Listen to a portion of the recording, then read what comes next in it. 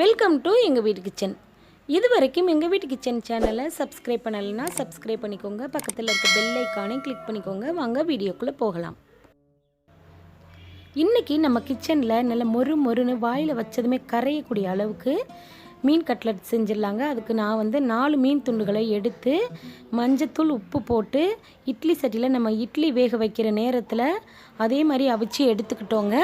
பாருங்கள், நடுவில் உள்ள முள்களை மட்டும் நீக்கிட்டு இந்த மாதிரி உதிரியாக கையில் வச்சு நம்ம நல்லா அதை பிச்சு இது போல் உதிரியாக எடுத்து வச்சுக்கணுங்க.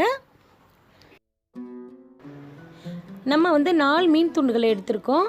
4 மீன் துண்டுகளுக்கு பார்த்தீங்கன்னா கேரட்டு 2 கேரட் நல்லா பொடியாக கட் பண்ணி வச்சுருக்கேன். ஒரு பெரிய குடமிளகாய் நல்லா பொடியாக கட் பண்ணி வச்சுருக்கேன். 4 உருளைக்கிழங்கை நல்லா வேக வச்சு அதையும் நல்லா பொடியாக கட் பண்ணி வச்சுருக்கேங்க. ஒரு பெரிய வெங்காயத்தை நல்லா பொடியாக கட் பண்ணி வச்சுக்கோணுங்க. இதெல்லாம் நம்ம கட் பண்ணி வச்சதை எல்லாத்தையுமே நல்லா உருளைக்கிழங்கெல்லாம் வேக வச்சதெல்லாம் இப்போ ஒரு பவுலுக்கு மாற்றிட்டோம்.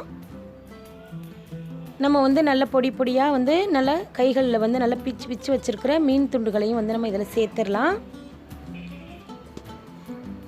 மீனில் மஞ்சத்தூள் உப்பு மட்டும் போட்டு வேக வச்சுருக்கோங்க. இப்போ சேர்த்துட்டோம். இதுக்கு தேவையான அளவு சால்ட்டு சேர்த்துடலாம்.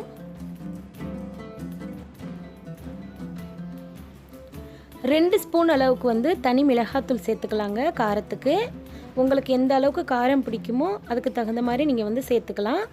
குழந்தைங்க சாப்பிட்றாங்கன்னா இன்னும் கம்மியாக கூட சேர்த்துக்கலாங்க. சேர்த்துட்டோம். இதெல்லாம் நல்லா கலந்து விட்டுறலாங்க. எல்லாம் ஒன்றா ஈவனாக மிக்ஸ் ஆகிற மாதிரி.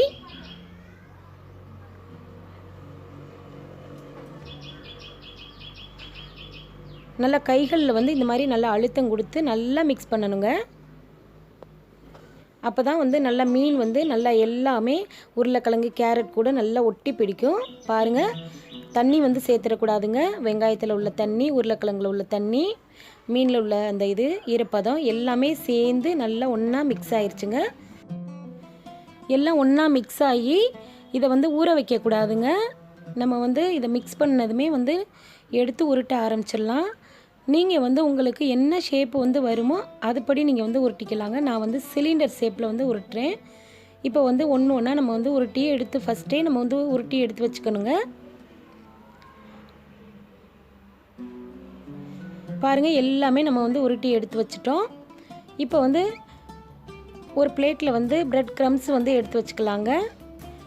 ஒரு 2 முட்டையை உடைச்சி ஊற்றி நல்லா ஸ்பூனில் வச்சு நல்லா பீட் பண்ணிக்கலாம். அதில் ஒரு பிஞ்ச் அளவுக்கு சால்ட்டு சேர்த்து ஸ்பூனில் நல்லா பீட் பண்ணிக்கலாங்க. இது ரொம்ப நல்லா நுரப்புங்கிற அளவுக்குலாம் பீட் பண்ணணும்னு அவசியம் இல்லை. இந்த அளவுக்கு பீட் பண்ணால் போதும். இப்போ நம்ம எடுத்து வச்சுருக்கிற பிரெட் க்ரம்ஸில் ஃபஸ்ட்டு முட்டையில் நல்லா டிப் பண்ணிவிட்டு அதுக்கப்புறம் நம்ம எடுத்து வச்சுருக்கிற பிரெட் தூள்களில் நம்ம நல்லா இந்த மாதிரி உருட்டி எடுத்துக்கணுங்க. அதில் நல்லா ஒட்டி பிடிக்கணும். அப்போ தான் எண்ணெயில் போட்டாலும் பிரிஞ்சு போகாது. இதே மாதிரி எல்லாத்தையும் நம்ம ரெடி பண்ணி வச்சுக்கலாங்க.